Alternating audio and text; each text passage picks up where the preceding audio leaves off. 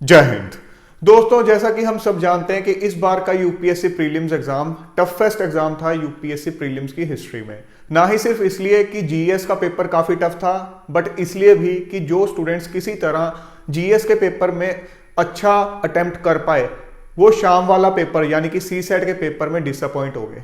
काफी स्टूडेंट्स उनमें से ऐसे होंगे जो कि सी सेट की कट ऑफ भी क्लियर नहीं कर पाएंगे, मतलब 66 मार्क्स नहीं ला पाएंगे, क्योंकि सी सेट का पेपर भी सी सेट की हिस्ट्री में टफेस्ट पेपर था। सो ऐसे में क्योंकि बहुत से स्टूडेंट्स डिसअपॉइंटेड थे, कुछ स्टूडेंट्स ने मिलके इस सी सेट के पेपर के खिलाफ एक प्ली दायर कर दी है सेंट्रल एडमिनिस्ट्रेटिव ट्रिब्यूनल में। सेंट्रल एडमिनिस्ट्रेटिव ट्रिब्यूनल आपको पता होगा, एक ऐसा कोर्ट होता है, एक ऐसा ट्रिब्यूनल होता है जो कि रिक्रूटमेंट से रिलेटेड या जब आप सर्विस में, गवर्नमेंट सर्विस में एंटर कर देते हो तो उससे रिलेटेड कुछ भी मैटर्स होते हैं उनके साथ डील करता है। उसके रिगार्डिंग जो केसेस होते हैं वहां फाइल किए जाते हैं। क्या इस प्ली के बाद जो बच्चे सी सेट में अच्छा परफॉर्म नहीं कर पाए उनके लिए कोई अच्छी खबर निकल के आ सकती है? क्या इसकी वजह से जो प्रीलिम्स का रिजल्ट अभी नियर फ्यूचर में एक्सपेक्टेड है वो क्या डिले हो जाएगा? आज के सेशन में ये सब की सब चीजें हम क्लियर करेंगे। सबसे पहले इस प्ली के बारे में जानते हैं कि इस प्ली की डिमांड क्या है, किस बेसिस पे इसको फाइल किया गया है। ये जो प्ली है इसका केस टाइटल है Siddharth Mishra and others versus UPSC. अगर आप सेंट्रल एडमिनिस्ट्रेटिव ट्रिब्यूनल की जो प्रिंसिपल बेंच है उनकी वेबसाइट पे जाओगे तो इस केस से रिलेटेड आपको डिटेल्स मिल जाएंगी। इनका कहना यह है प्ली के अंदर कि जो सी सेट का पेपर था उसमें जो क्वेश्चंस पूछे गए उनका डिफिकल्टी लेवल कैट का एग्जाम या आईआईटी जेई के एग्जाम के आसपास का था। मतलब उसमें से कुछ क्वेश्चंस ऐसे थे जो कि इन एग्जाम्स के अंदर भी पूछे जाते हैं, और इसके बेसिस पे इनकी डिमांड है कि जो सी सेट की कट ऑफ होती है 66 मार्क्स यानी कि 33%, उसको घटा के इस साल 46 मार्क्स कर दी जाए, मतलब 23% कर दी जाए। या फिर अगर ये चीज नहीं की जा सकती तो सी सेट का जो एग्जाम है उसको दोबारा लिया जाए, रिकंडक्ट किया जाए।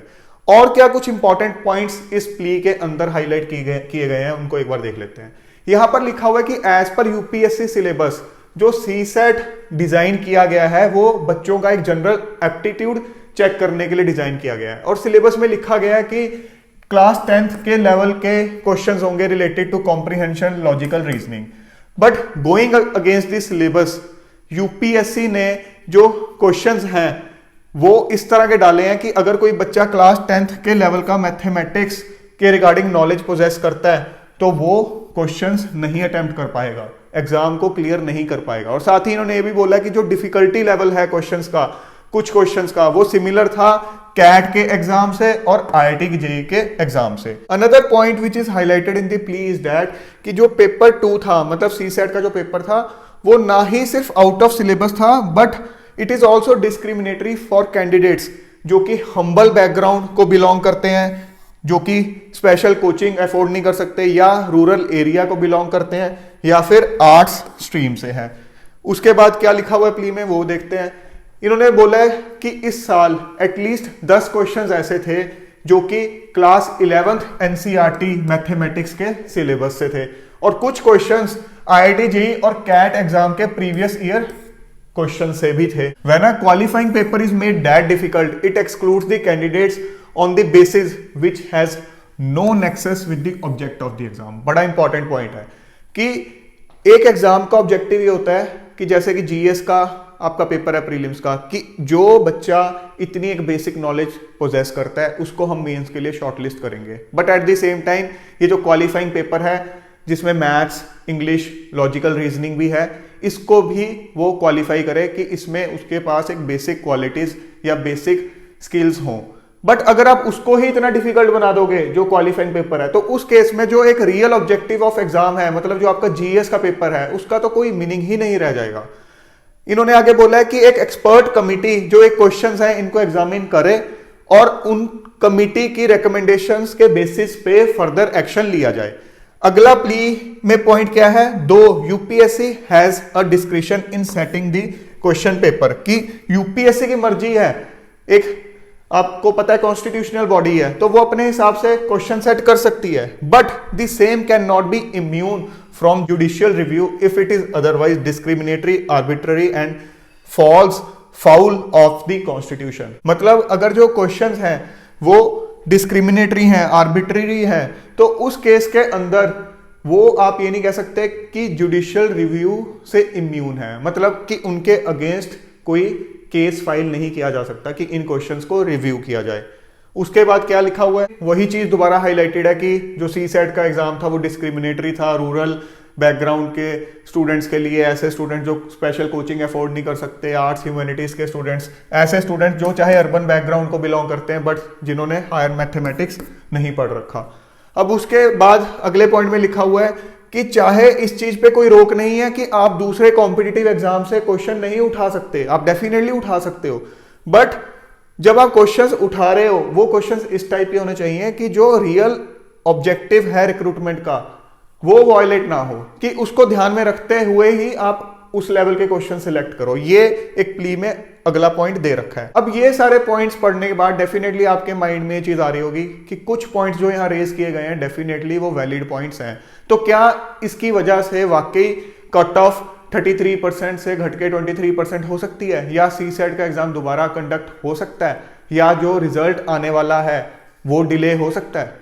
जो एप्लीकेंट्स थे उनकी तरफ से ये डिमांड की गई थी, ये 9 जून को कैट के सामने केस लगा था, तो तब डिमांड की गई थी कि जो रिजल्ट आने वाला है फिलहाल के लिए उस पर स्टे लग जाए, कि जब तक इस एप्लीकेशन की सुनवाई चल रही है उस दौरान रिजल्ट ना आए।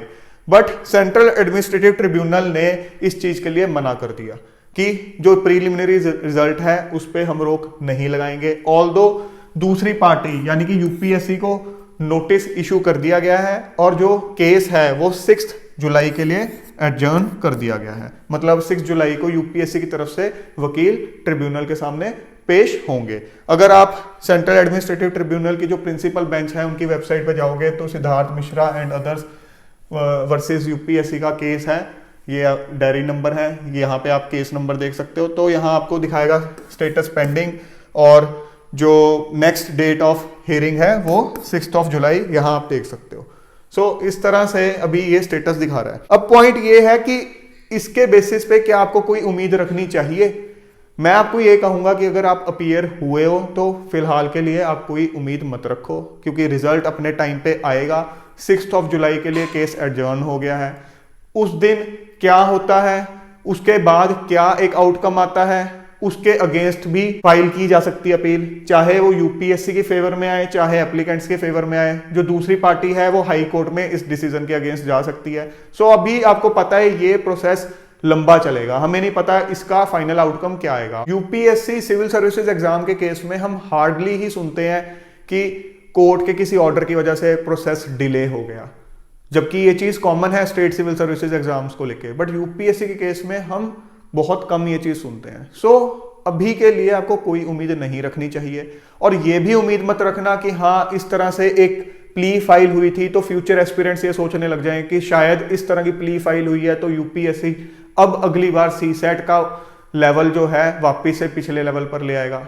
देखो ले आए तो बहुत अच्छी बात है, बट आप एक उम्मीद नहीं लगा के चल सकते हो, आपको वर्स्ट केस सिनेरियो के लिए प्रिपेयर्ड रहना पड़ेगा। सो मैं तो आपको यही एडवाइस करूंगा कि जो भी आप में से सीरियस एस्पिरेंट्स हैं, अगर अगले साल अपीयर होना चाहते हैं तो सीसेट को आपको उसी लेवल पर प्रिपेयर करना चाहिए जिस लेवल का एग्जाम इस साल आया है। आई नो आप में से बहुत से स्टूडेंट्स के लिए ये चीज काफी डिफिकल्ट होगी, इसीलिए मैंने जो अभी रिसेंटली 1 ईयर स्ट्रेटेजी पे सेशन बनाया था अगले साल के एग्जाम के लिए, उसमें बोला था कि अगर आपका सीसेट वाला पार्ट वीक है तो प्रेपरेशन के स्टार्टिंग से ही उस पर काम करना शुरू कर दो। कल अगर पेपर ईजी आ जाता है तो अच्छी बात है, बट हमें वर्स्ट केस सिनेरियो के लिए प्रिपेयर्ड रहना पड़ेगा। सो दोस्तों जल्द मिलेंगे एक और नए और इंपॉर्टेंट सेशन के साथ। Till then keep grinding yourself and stay fit and healthy. जय हिंद।